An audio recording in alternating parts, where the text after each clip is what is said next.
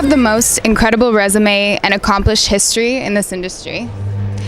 What have you learned from the time you started until now?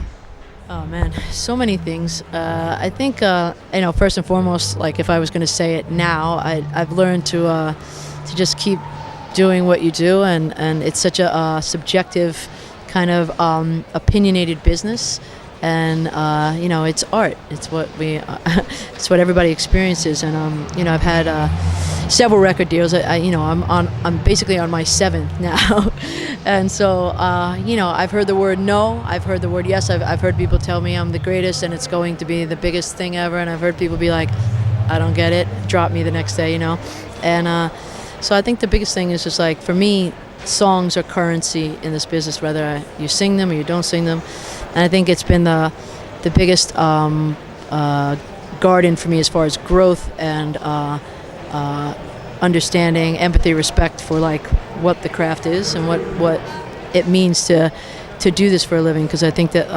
songs are the paramount goal to the whole thing. So that's what I've just tried to do, is just keep my head down and write songs. So how does it feel to be like front and center pop star, and how does it feel to be the background genius of the song? Wow.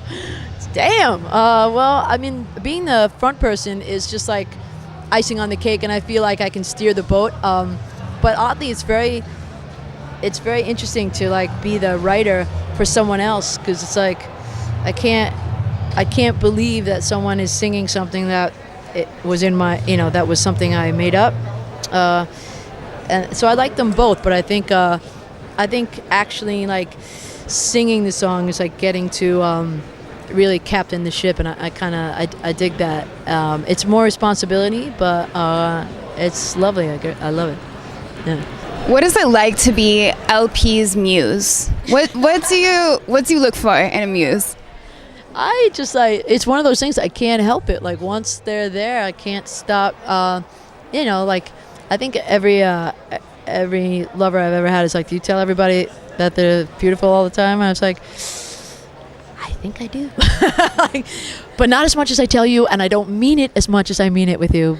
But I do. Like I think I can't shut up about it. It's like when if someone gives me a Christmas present or a present, and I love it, I can't stop telling them how much I love it. If I like it, I'm like, that's awesome. Thank you. But like I think a muse just absolutely like stirs my soul, and and I have muses that aren't just lovers. I mean, I feel like Los Angeles was a muse for me. So how important is imagery to you, especially today? People consume music with their eyes. How does that affect your process? I think it's very important, and I think but I think that in this where we are right now in time, we're bombarded and inundated with constant like snippets of visuals and audio snippets, and I think it was no different back in the day, except in volume. When someone saw like a poster of Elvis, they're like, girls were probably like, what is that? They couldn't believe it, and I think sometimes, I